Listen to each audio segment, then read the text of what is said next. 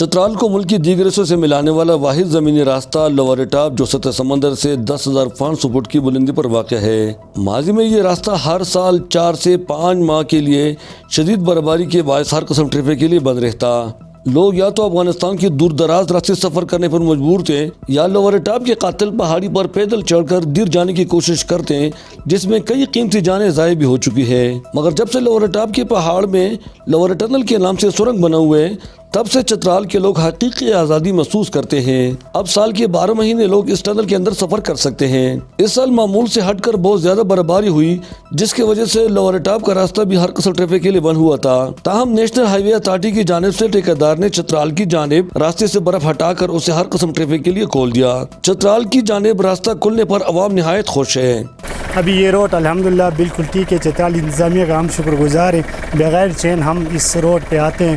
اب جب یہ ڈبل ٹنل بن گیا ہے تو ہم سردی کے ہونے کے باوجود بھی آسانی سے ڈبل ٹنل کے اندر جا سکتے ہیں۔ تعمیراتی کمپنی کے ترجمان کا کہنا ہے کہ ان کی کوشش ہوتی ہے کہ عوام کو ہر ممکن سہولت فراہم کرے۔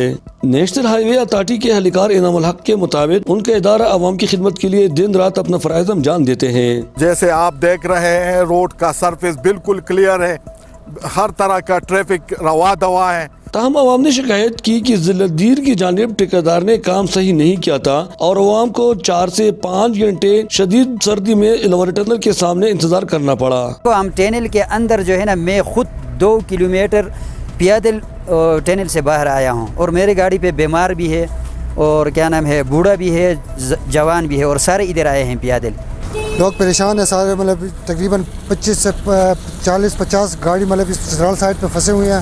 سیاسی اور سماجی کارکنوں نے یہ بھی الزام لگایا کہ ضلع دیر کی جانب برف بر وقت صاف نہ کرنے کے باوجود ٹھیکیدار کو لاکھوں روپے کی ادائیگی ہوتی ہے، کیونکہ اسے چند بااثر لوگوں کی آشیرواد جو حاصل ہے۔ عوام مطالبہ کرتے ہیں کہ چترال روڈ کے لیے جو فنڈ ریلیز ہوا ہے اسے صحیح معنوں میں استعمال کیا جائے تاکہ عوام کو کسی قسم کی مشکلات کا سامنا نہ ہو۔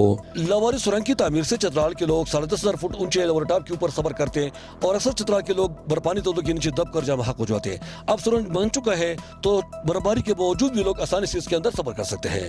احمد زادہ غلامت فاروقی، چترال۔